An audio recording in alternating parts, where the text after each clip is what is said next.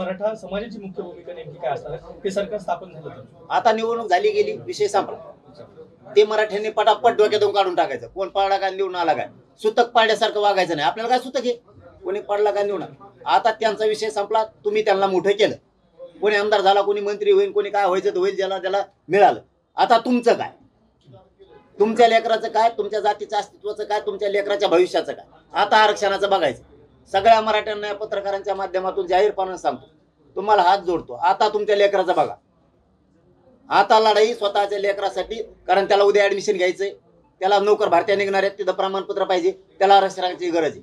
त्याला कोणत्याही क्षेत्रात जायचंय, त्याला इंजिनियर व्हायचंय, त्याला डॉक्टर व्हायचंय, त्याला MD व्हायचंय, MBBS व्हायचंय, BHMS व्हायचंय, त्याला मोठमोठ्या क्षेत्रात जायचंय, त्याला कलेक्टर व्हायचंय, त्याला तहसीलदार व्हायचंय, त्याला आरोग्य अधिकारी व्हायचंय, त्याला पोलीस भरतीमध्ये जायचंय, त्याला PSI व्हायचंय, त्याला IPS IAS दर्जाचा अधिकारी व्हायचंय, त्याला इंजिनियर व्हायचंय, त्याला अनेक क्षेत्रात जायचंय, त्याला परदेशात शिकायला जायचंय. त्यासाठी तुमच्या लेकराला आरक्षण पाहिजे. यांना दिलं आता तुम्ही. आता डोक्यातून खूळ काढा, पागलपणा करू नका. कोणता नेता फेता मंत्री काय झाला, आमदार काय झाला, गुलालात नाचू नका. तो नाचून देईल, येणार नाही मदतीला. तुमचं लेकरू तुमच्या मदतीला येईल. त्याच्यामुळे आता लेकराला आरक्षण लागणार आहे, उद्या भरत्या निघणार आहे.